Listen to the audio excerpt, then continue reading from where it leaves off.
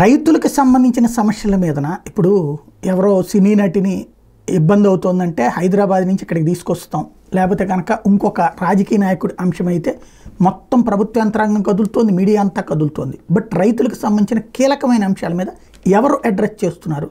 Just అంతా బాగుందిలే చూసుకోండి అని చెప్తున్నారు. ఒకటి మిర్చి యార్డులో రైతులకు సంబంధించి తాజాగా కూడా మళ్ళీ మిర్చి లారీ కిరాయి రగడొచ్చింది.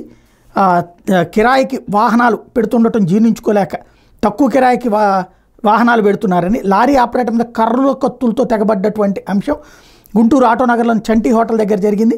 మిర్చి లారీ ఆపరేటర్ వెంకటేశ్వర రెడ్డికి తీవ్ర గాయాలైనాయి. బాధితుడు వెంకటేశ్వర రెడ్డి చెప్తున్నటువంటి లెక్క ఏంటంటే, వెంకటేశ్వర రోడ్ లైన్స్ పేరిట లారీలను మిర్చి కిరాయికి బంగ్లాదేశ్ బోర్డర్కి 1,40,000కి ఎగుమతి వ్యాపారంతో ఒప్పందం కుదుర్చుకుంటే ఇది మిర్చి లారీ యూనియన్లోని కొందరికి కంటగింపుగా ఉంటాం, ఎక్కువ లారీలు యూనియన్లో ఉండటంతో అందరికీ అవకాశం రాక వాళ్ళు కిరాయి 1,40,000 పెట్టేందుకు ముందుకు వచ్చారు. తగ్గిందనమాట, వాళ్ళు కూడా తగ్గించుకోవాల్సి వచ్చింది. దీంతో ఇప్పుడు ఆ కక్షతో వెంకటేశ్వర రెడ్డి మీద దాడి చేశారు. ఇది నేనే లాస్ట్ వీక్ ప్రస్తావించాను. బట్ ప్రభుత్వం దాని మీద ఏమైనా రెస్పాండ్ అయిందా?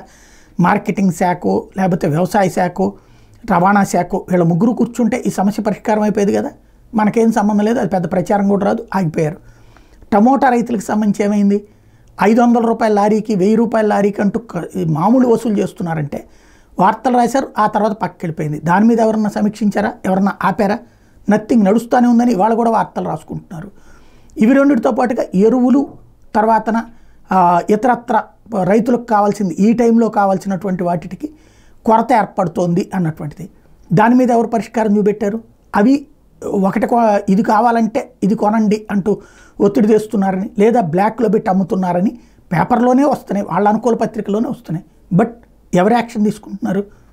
ఏం జరిగింది? ఎవరన్నా అరెస్ట్ చేశారా? ఏమన్నా కంట్రోల్ చేశారా? లేదు. అంటే సమస్యలు, నిజమైన సమస్యలు అన్నటువంటిది మనకి పట్టడం లేదు. క్రైమ్, సెక్స్, సస్పెన్స్, థ్రిల్లర్ ఇట్లాంటి పాలిటిక్స్ వైపు సాగితే ప్రజల అటెన్షన్ అటుంటే ఈ కింద పట్టదు అన్నటువంటి రూట్లోనే సాగుతోంది. రైటా రాంగా అన్నది ఆలోచించుకోవాల్సి.